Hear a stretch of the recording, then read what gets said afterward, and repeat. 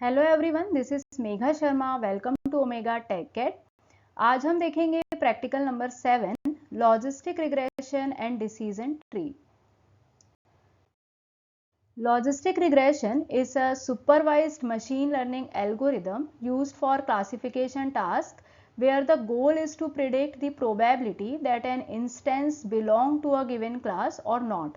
Logistic regression supervised machine learning algorithm है जिसका use हम क्लासिफिकेशन के लिए करते हैं। प्रीवियस वीडियो में हम लीनियर और मल्टीपल रिग्रेशन के बारे में पढ़ चुके हैं। लीनियर और मल्टीपल रिग्रेशन का यूज़ हम रिग्रेशन प्रॉब्लम्स को सॉल्व करने के लिए करते हैं और लॉजिस्टिक रिग्रेशन का यूज़ हम क्लासिफिकेशन के लिए करते हैं। Logistic regression is a statistical analysis method to predict a binary outcome such as yes or no based on prior observations of a data set.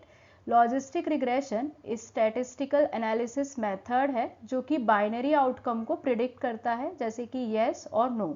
तो मेन डिफरेंस यहाँ पे ये है कि लीनियर रिग्रेशन का जो आउटपुट होता है, जो आउटकम होता है, वो कंटिन्यूस होता है और वहाँ पे हम रिग्रेशन प्रॉब्लम्स को सॉल्व करते हैं।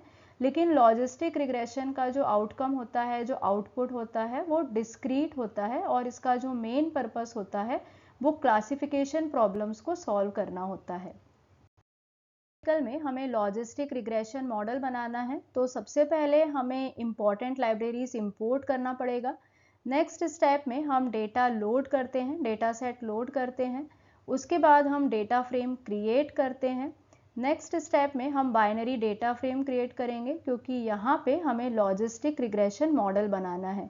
उसके बाद हम डेटा को स्प्लिट करते हैं, हमें डेटा को ट्रेनिंग और टेस्टिंग डेटा सेट में स्प्लिट करना होगा। उसके बाद हम लॉजिस्टिक रिग्रेशन मॉडल को ट्रेन करते हैं। ट्रेन करने के लिए हम ट्रेनिंग डेटा का यूज़ करते हैं और फिट मेथड का यूज़ करेंगे। उसके बाद हम प्रिडिक्शन करते हैं क्योंकि लॉजिस्टिक रिग्रेशन मॉडल जो है वो प्रिडिक्शन के लिए यूज़ होता है। प्रिडिक्शन हम टेस्ट डेटा पे करते हैं और उसके लिए हम प्रिडिक्ट मेथड का यूज़ करेंगे।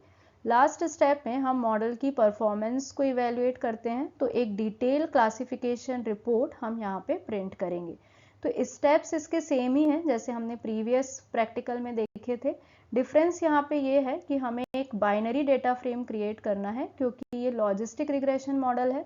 तो लॉजिस्टिक रिग्रेशन मॉडल में जो आउटकम होता है वो बाइनरी होता है, डिस्क्रीट होता है, इसीलिए यहाँ पे हम बाइनरी डेटा फ्रेम क्रिएट कर रहे हैं। Important and necessary libraries import करने के बाद हम डेटा सेट लोड करेंगे। यहाँ पे हम आयरिस डेटा सेट यूज़ कर रहे हैं तो हम लिखेंगे लोड अंडरस्कोर आयरिस फंक्शन और ये जो डेटा सेट है इसे हम वेरिएबल आयरिस में स्टोर कर रहे हैं। नेक्स्ट स्टेप में हमें डेटा फ्रेम क्रिएट करना है तो हम यहाँ पे आयरिस अंडरस्कोर डीएफ नेम से एक डेटा फ्रेम क्रिएट करेंगे और जो आयरिस डेटा है और जो टारगेट लेबल्स हैं उन्हें हम हॉरिजॉन्टली कॉन्कैटिनेट करेंगे यूजिंग np.c।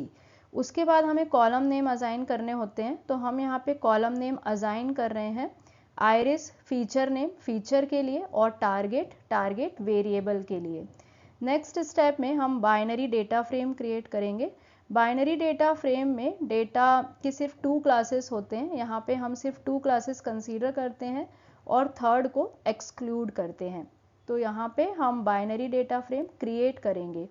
उसके बाद हम x वैल्यू और y वैल्यू असाइन करते हैं। x जो है वो एक्सट्रैक्ट होगा फ्रॉम बाइनरी अंडरस्कोर df से। तो बाइनरी अंडरस्कोर df के जितने भी फीचर्स हैं वो हम यहाँ पे एक्सट्रैक्ट कर रहे हैं। बस एक कॉलम को हम यहाँ पे छोड़ देंगे, एक कॉलम को हम यहाँ पे ड्रॉप करेंगे जो है टारगेट। तो टारगेट को एक्सक्लूड करके जितने भी फीचर्स हैं वो हम यहाँ पे एक्सट्रैक्ट कर रहे हैं। तो ये वैल्यू होगी x की और y जो है वो हमारा टारगेट वेरिएबल है जिसको हम सेपरेटली एक्सट्रैक्ट कर रहे हैं। तो y जो है उसमें टारगेट का कॉलम है और बाकी के जो कॉलम्स हैं एक्सक्लूडिंग टारगेट वो x में है। उसके बाद हमें डेटा को स्प्लिट करना है तो हम नेक्स्ट स्टेप में डेटा को स्प्लिट कर रहे हैं ट्रेनिंग एंड टेस्टिंग सेट्स में। यहाँ पे हम 80% ऑफ डेटा ट्रेनिंग के लिए यूज़ कर रहे हैं और 20% ऑफ डेटा टेस्टिंग के लिए यूज़ कर रहे हैं। उसके बाद हम लॉजिस्टिक रिग्रेशन मॉडल का एक इंस्टेंस क्रिएट करेंगे। तो यहाँ पे हमने इंस्टेंस क्रिएट किया लॉजिस्टिक अंडरस्कोर मॉडल। क्रिएट करने के बाद हम मॉडल को ट्रेन करते हैं। तो मॉडल को ट्रेन करने के लिए हम ट्रेनिंग डेटा यूज़ करेंगे और मेथड यूज़ करेंगे फिट मेथड। तो ट्रेनिंग डेटा पे हम मॉडल को ट्रेन करते हैं और टेस्टिंग डेटा पे हम प्रिडिक्शन करते हैं। तो मॉडल को ट्रेन करने के बाद हम प्रिडिक्शन करेंगे, क्योंकि लॉजिस्टिक रिग्रेशन मॉडल का जो मेन यूज़ है वो प्रिडिक्शन करने के लिए है।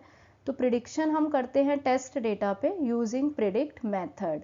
नेक्स्ट स्टेप में हमें परफॉर्मेंस इवेल्युएशन करना है। तो जितने भी इम्पॉर्टेंट मैट्रिक्स है जैसे कि एक्यूरेसी, प्रिसीजन, रिकॉल, हम उसको प्रिंट करेंगे।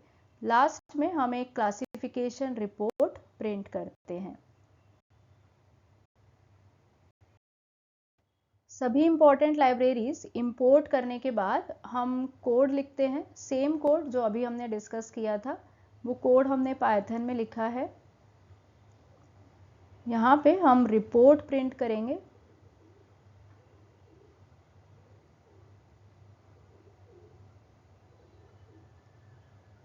तो इस तरीके से हमें क्लासिफिकेशन रिपोर्ट मिली है, precision, recall, F1 score and support.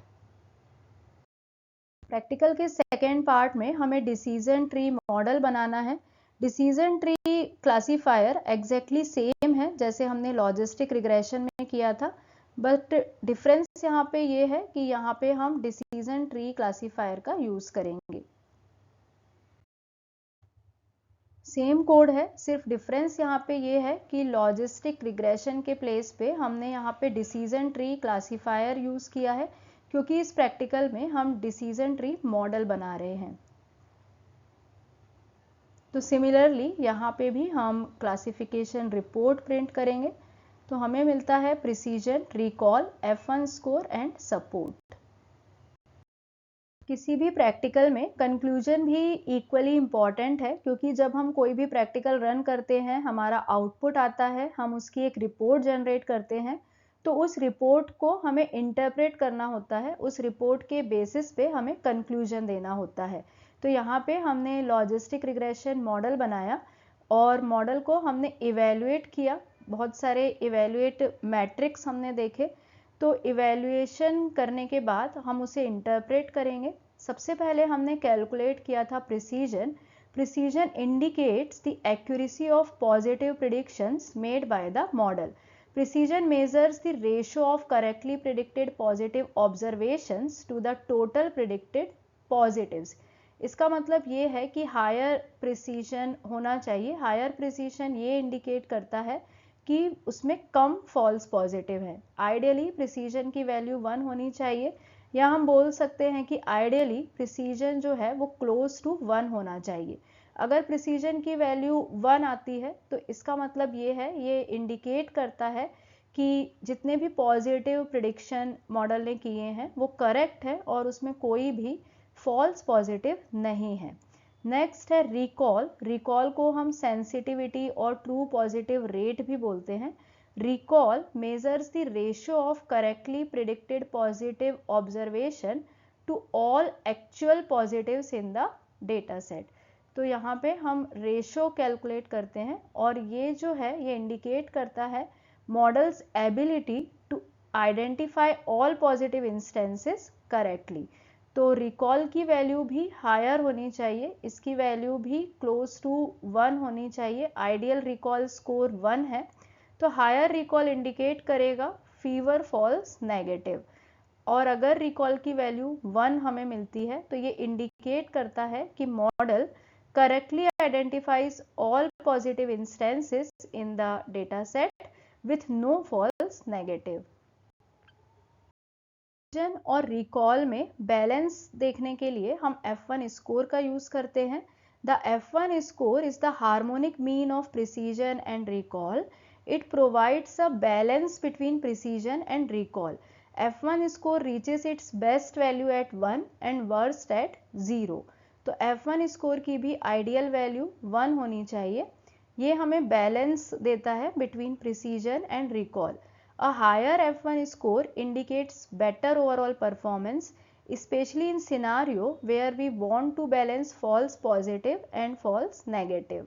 Next है सपोर्ट. सपोर्ट का मतलब होता है number of samples in each class.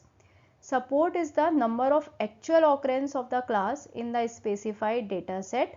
It represents the number of samples in each class. The support value for each class ideally reflects a well distributed data set with enough sample for each class. तो हम conclude कर सकते हैं कि ideally जब हम पढ़ते हैं तो theoretically हम ऐसा पढ़ते हैं कि इन सभी की वैल्यू 1 होनी चाहिए, बट इन प्रैक्टिस ये पॉसिबल नहीं है कि हम इसको अचीव कर पाए. तो हमारा एम ये होना चाहिए कि हमें नियरर वैल्यू मिले, और ये डिपेंड करेगा कि हमारी रिक्वायरमेंट क्या है, हमारी क्लासिफिकेशन क्या है. हमारा जो मेन ओवरऑल ऑब्जेक्टिव है वो क्लासिफिकेशन टास्क परफॉर्म करना है. Thank you so much for watching till here. अगर आपको वीडियो यूज़फुल लगी है, वीडियो इन्फॉर्मेटिव लगी है, तो प्लीज़ वीडियो को लाइक करें, और अगर आपने अब तक चैनल को सब्सक्राइब नहीं किया है तो चैनल को सब्सक्राइब करें. I am immensely thankful to Nikhil Singh, Dinesh Chaudhary and Ashi Chauhan for their invaluable assistance in the creation of this video.